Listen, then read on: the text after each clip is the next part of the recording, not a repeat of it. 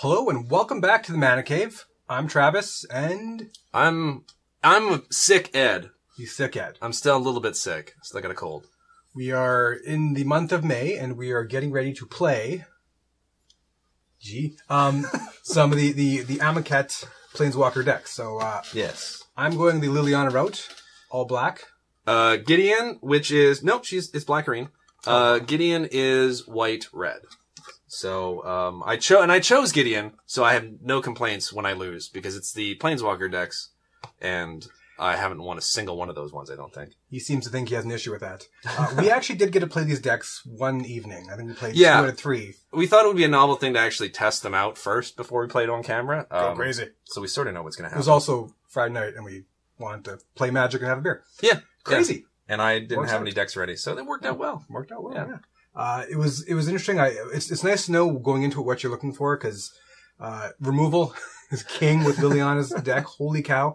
There was once when I think I did like 5 creatures like in a row per turn. Yeah, it was play a creature, you remove it. Play a creature, you remove it. And then eventually I just run out of cards. And then Travis is like, okay, well I'm going to start playing creatures now. You missed the part where I kept smiling. It was play a creature, you remove it, smile. And then, of course, he wins. Like, if you saw my opening hand, you would have been like, well, there's no way Travis is going to win. But he did. He won, of course. He won. And then, after the game... attack for 12, I think, out of nowhere. Travis did the famous Travis, I won, but I'm going to complain about how well I won. Cause I could have won so much better if this and this and this happened, and if you had just not played any cards at all, I would have won a lot quicker. I don't mean to be a jerk. Sometimes it just actually happens. You're not a jerk, but you analyze your hands so much, and it's like, you won, move on. So, I should work on that if I play with more strangers. We both decided that we are not going to mulligan though.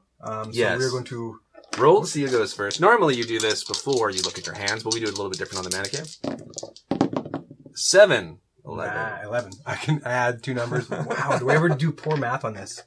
That's okay. I blame technology. It's pretty much...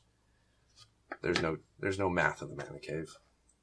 There's no good math in Mana Cave. Oh, and I'm not going to cheat this time. There might be weird edits in this one because when I have, like I said, I'm still getting over this cold, and when I laugh, it'll sometimes spawn a coughing fit. So I'm not going to want that necessarily on camera. I don't think you guys are going to want that on camera, unless that's your thing. So there may be some small weird edits, or I may just get muted at points. Or Travis may just be sick of hearing from me. I'll get muted anyways, so. The power of editing. I'm going to go. Yes, you're going to go. I'm going to play a swamp and pass turn. Oh, yay! No first turn play. No first turn play, no first turn draw, and definitely no first turn scry because I didn't mulligan. Well, I'm going to play a plains, and I'm going to pass it to you, sir. And I'm going to actually take this out of the sleeve because there's something trapped in the sleeve. Psycho. There we go. Okay. Forced. Tapping both for the Dune Beetle. Check it and see. I've got an insect creature. Your turn. Is it my turn? Okay. I wanted you to keep going. I did too, but I'm enjoying the music. I'm worried about the pipes just, distracting. Yeah. My singing days are over. Sadly. I'm going to tap 2. I'm going to play a card which in limited, in draft, there's a few cards that I no longer like drafting that I thought were actually quite good. Specifically in Amonkhet. It's that Glorybound Initiate, isn't it? It's the Glorybound Initiate. Now, the reason why I don't like this in limited is that because this set has so many -1/-1 counters flying around, any creature that has 1 toughness is almost less than useless when you're playing limited. Now, this is constructed. We didn't construct the decks, but it's constructed, so maybe it'll do a little better. But I'm going to now pass the turn to you after that long explanation about how I don't like the card it is played. All right. Untapping, drawing, thinking while you read Glorybound Initiate, you lazy magic Oh player. my god, yeah, because I forgot. We're both going on about how much I hate this card. Your Dune Beetle was like no text whatsoever. It had flavor text. But anyways, Glorybound Initiate is a 3/1 for 2 human warrior. You may exert Glorybound Initiate as it attacks. When you do, it gets +1/+3 and gains lifelink until the end of turn. An exerted creature does not untap during your next untap step. You also have to declare you're exerting something when you attack. So you can't attack, have it go to blocks, and then be like, oh, and now I'm going to exert it. Doesn't work that way. That's been explained. I'm playing on this swamp. Tapping 3 to play the Baleful Amonkhet. He's a crocodile demon. He's 4/3 with lifelink. When he enters the battlefield, I put a -1 counter on target creature I control. A -1/-1 counter. Yeah, it's double that. So Yeah. he's now a 0/3 because I'm putting it on the beetle. Okay. So he does have lifelink, so it might help a bit of a back and forth there. At least I've gained that. Now, I actually probably could have attacked, assuming you wouldn't block with your 3/1 and then done that. That actually would have made more sense. But You would have taken the lead. if I lose by 1, I'm going to come back this moment. I do pass turn You're 2. going to win by a lot more than 1. I'm going to actually remove my cell phone from my pocket because that's messed up the audio sometimes before. And I'm just going to move it away. I'm drink. There we go. Pabst Blue Ribbon. And I'm going to draw a card. That's what I'm going to do. I'm going to draw that card. Now, Are we talking too much this time, Internet? the weird thing is I was like, I'm not going to talk this game because I'm trying to save my voice. And it's like, all I'm doing, yap, yap, yap. Anyways, I'm going to play Mountain. I'm going to enunciate that really weirdly. I'm going to, you know what, swing in and exert. Boom, the Glorybound Initiate. I will declare no blockers. Okay, so He becomes a 4/4. a 4/4 lifelinker. So I'm going to go up Drop to 16. to 24, which I'm pretty sure I'll just end up losing. I'm going to flip this over because I have a bad time remembering that I have an exert thing, but we can just flip it over. I'm just going to put that there. I refuse to use those little paper things. I want to create like an exert token for, anyways, whatever. Enough talking. I'm going to tap 3. And I will decisions. I'm gonna play Graceful Cat. Graceful Cat is a 2/2 for 3, and whenever Graceful Cat attacks, it gets +1/+1 until the end of turn. Travis, it's your turn while I cough. Right, skip. Alright. Step 1. Going to attacks. Attack with my Baleful Amonkhet. Okay. No blocks. So we revert to 2020. Yep. That's Nice. a fair trade. Nice. Second main phase. Tap 3 for a Desiccated Naga. He's a kind of specific one to these Planeswalker decks. Oh, that's right too, yeah. 3/2 for a Zombie Naga. I can tap 1 black and 3 of any color. Target opponent loses 2 life and I gain 2 life, but I can only activate this ability if I control the 8 or 7 mana costed Liliana Planeswalker. Yes. Yes. I believe it's 7 in this one, yeah. And I play a Foul Orchard, and I pass the turn. Okie dokie. Efficiency, people. It's priority number 1. The old second main phase land play. Okay, now. Unexerted, but still tapped. What to do here. And that is a 3/2, correct? 3/2. The cat he played, by the way, will get +1/+1 whenever it attacks. Yes. Yes, it will. Yes, it will. That was my Rolling Stones. Anyways. Time isn't it? Yes, Yes, it is. Not yes, it will. But What? I guess you're trying to go for the phonetic kind of... Yes, yes, I will. That was even close. Anyways, Oh, boy. tapping 4, and I'm bringing out the Tawcrop Elite. It is a 2/2 bird warrior with flying, and when you may exert the Elite as it attacks, and when you do, creatures you control get +1/+1 until the end of turn. I'm not going to attack with my Graceful Cat. Yeah. I'm going to instead pass the turn to you. All right. It's going to be an interesting game. Certainly got the army out there. Yeah. Yeah. Yes, we do. Just going to sing it every single time. Whatever. Cool. Don't judge me.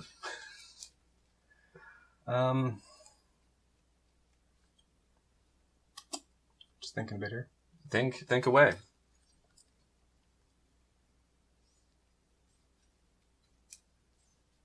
Going to go to combat. Attack with those 2. Okay. No blocks. No blocks. Take 7. Correct. Take 7, and I go up 4. And you go up 4. Okay, so I'm at 13.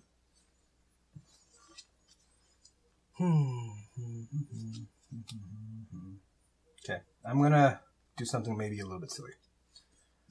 Tap for a black and any color. I'm gonna cast Splendid Agony. Distribute 2 -1 counters among 2 target creatures. Now it's instant, so I could have done it at any point in time, but you were tapped out. Among 1 or 2 target creatures. Okay. 1 or 2. So you're tapped out, so I'm going to take the chance to just get rid of that Glorybound Initiate. So 1 -1 counter him, and we'll do a 1 -1 counter on him. Okay. Why would that be silly? Because it's instant, you should save it for the opportune moment. But you were tapped out, so I felt that was the opportune moment. Okay. I got you. And I will play another Foul Orchard, and pass back to you. Okay. Big explanation, too. Let's see. I'm going to play a Stone Quarry, which comes into play tapped. I hate these no life-given, no scrying dual lands. I'm going to tap 4 and cast Hyena Pack. It is just a 3/4 Hyena for 4. Oh, well, I could swing in 4, 3, 4, 5, 6 in total if I exerted my Talk Crop Elite. But I'm just going to hold everything back, go a bit on the defensive, pass turn to you. Untapping, drawing. Now you're at 5 lands, so Liliana is still a pipe dream at this point. Yeah. Just ridiculous. Though that deck, I do know that the Liliana Planeswalker deck does have ramp. So, I mean, it is possible for you to play something that's going to bring land to the battlefield, though I would think that you would have cast that by now. But I could be wrong. Travis is cagey. It's not easy to figure out what's going on in the think tank with this guy sometimes, so... Sorry, I'm actually taking No. Take your time. Maybe they've changed. No, it's the attack that I'm thinking of. Oh, I got you. See, there's something freeing about thinking you're going to lose the game before it's even started. When you have the Curse of the Planeswalker on you, and that's what I'm calling it now. It's called the Curse of the Planeswalker. Skipping the tax. It's my birthday. Tapping 4 to cast the Giant Spider. I was expecting removal. Oh well, yeah. And I'm passing it back to you. Passing it back to me. I definitely didn't ask Steve to get me a beer. Why would you even think that? Oh, okay. I thought you asked him to check the camera. It's all mind games, by the way. You should probably check the camera, too. Priorities. I'm going to... this is casual magic at its best. Like, hey, buddy. Can't do that at your local game store. Maybe you can. I don't know where your local game store is. The local game store in Amsterdam. Thank you. Okay, I'm going to play another Stone Quarry, which is going to come into play tapped. I'm then going to tap all 5 of my lands and cast Gideon, Martial Paragon. It is a 5 loyalty Planeswalker. Its +2 is untap all creatures you control. Those creatures get +1/+1 until the end of turn. And its 0 is until the end of turn. Gideon, Martial Paragon, becomes a 5/5 human soldier creature with indestructible. It's still a Planeswalker. Prevent all damage that will be dealt to him this turn. Now, granted, he would have Summoning Sickness if I do that this turn. And the -10, yep. And the -10, because it's just been cast. As far as I know, it's the same sort of thing of like vehicles, right? Like if you turn them into a creature the same turn they come out, they should be summon sickened. And then it's his -10 is creatures you control get +2/+2 on the end of turn. Tap all creatures your opponent controls. I'm going to place this on him. Picking your lucky die? Yeah. And I'm going to...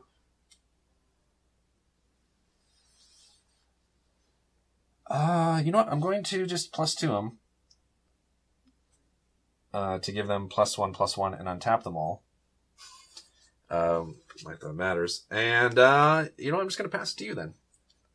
Okay. I'm going on the defensive here, folks. Defense. Well, tap 2. Don't you do it. To cast Tattered Mummy. Okay. Woo! Tattered Mummy. When he dies, each opponent loses 2 life. Otherwise, it's 1/2 for 2. I always get that mixed up with Miasmic Mummy, which is when it comes into play, both players discard a card. So I was actually about to discard a card. But I didn't, because I would have showed you one of the cards in my hand. So Now, the big thing is that you, because of the -1/-1 counter on the Tall Crop Elite, I can't swing in and exert it to make it go to be a 3/3 and then at least not die to the giant spider. And then afterwards untap it with Gideon. So it's kind of a pain in the butt. But I can use Gideon's ability and then exert it. And so. Yeah. Board stall might be. What do I know? And we all know how crazy it goes board stalls. I get a little bored. You've mentioned this before, that the Planeswalker decks can be kind of grindy. It seems like they either get grindy or it's just like a steamroll. Like when we were doing the test hands of this, there was games where you just like annihilated me. And there was other ones where you just sort of played around with me like a cat. And then it went for a while. And then you beat me. Like a cat. Don't beat cats. What? Nothing. No. I'm just talking on my own little thing. You do what you need to do. Don't. Mommy, go. Oh, wow. Well, you've got a big board there. I got a bunch of 1/2s and Who's got a big board? and a 0/3. Who's got a big board? This is going to probably sound really bad on camera, so. What sounds really good in Tum-Tum. Perhaps Blue Ribbon is what's called for when you have this kind of state, where it's like, there's no good choice. If I was a statistician or a mathematician, I could be like, okay, numbers, equations floating up here like I'm in the Matrix or something like that. And like, yes, I know exactly what I'm doing. I'm like, that seems like a lot of complicated math. And would I be happy with his reaction? He might be like, I'm just going to triple block one guy. It'd be funny. I don't know. Or flip the table and leave. I'm going to play a Plains. Oh, okay. I'm going to tap 3 and cast Companion of the Trials. Now, this is the Gideon-specific creature in this deck. It's got flying. It's a 2/2. You can pay 1 and a white, untap target creature, activate this ability only if you control a Gideon Planeswalker, which I do. So I am able to use that ability if I want to.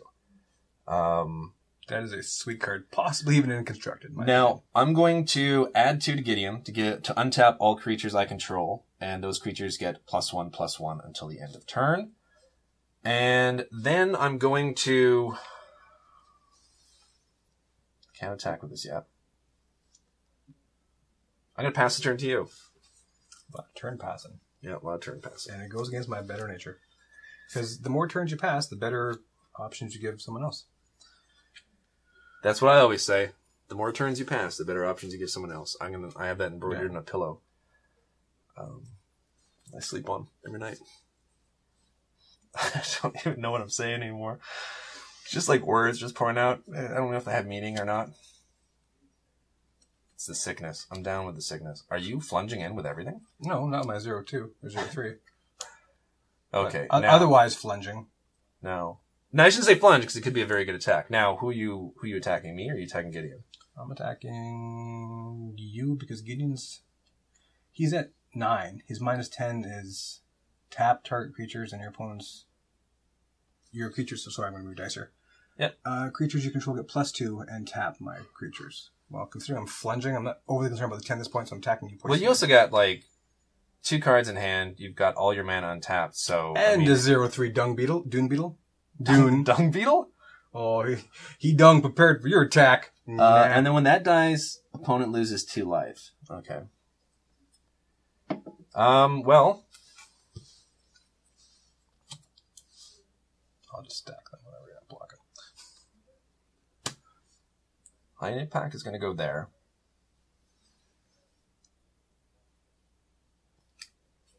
Graceful Cat will go there. So I'll be looking at 1, 2, 3, 4 unblocked. If that's how my blocks are going to go. That's how they're going to go. So move to damage. Move to damage. Okay, so I'm taking 4. I'm gaining 4. Now, these trade. Those 4 trade. Yeah.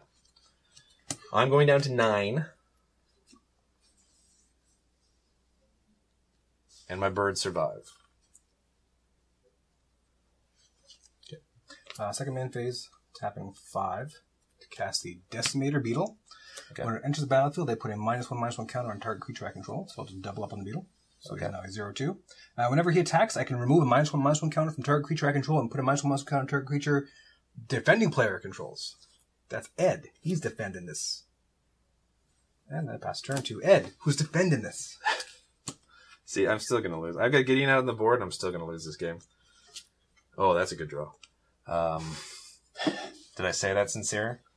Said it awfully quick. I don't think it was when I said it. My bet is it was not sincere because it was too quick for him to actually smile. And there was a tone. Was there a tone, Travis? Oh, was there a tone? There's definitely a tone. Okay, well, I'm going to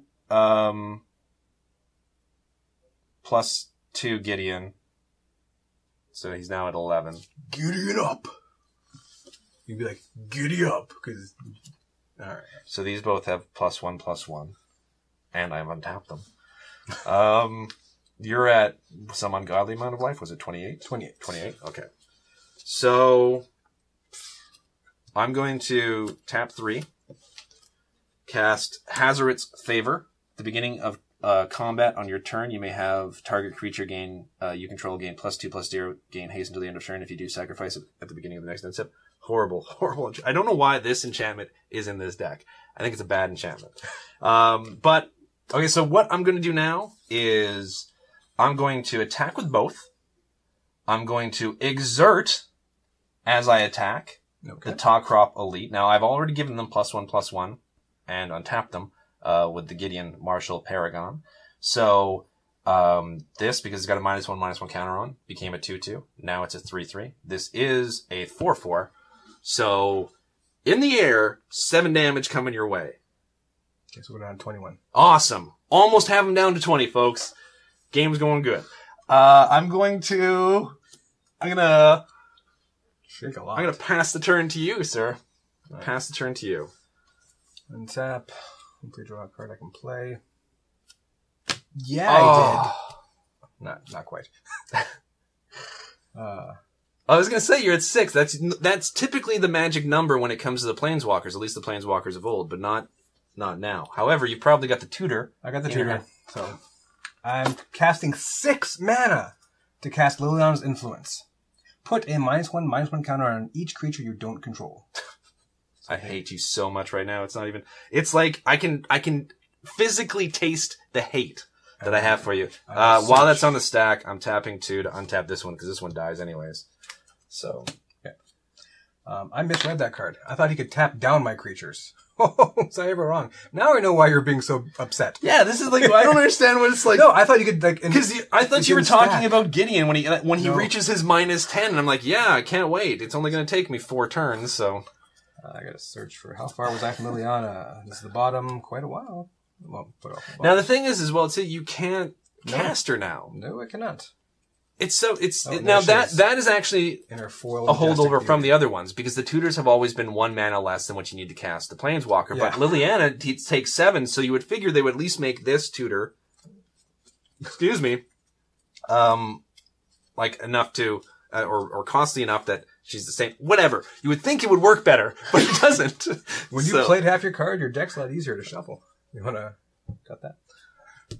Tap respect, folks. Tap respect. Now, how many cards do I draw? Draw? I'm drawing a card. So that happened. So he's a 1/1. Yeah. So I'm going to attack with everything. When the Decimated Beer attacks, I may remove -1/-1 counter of 1 creature.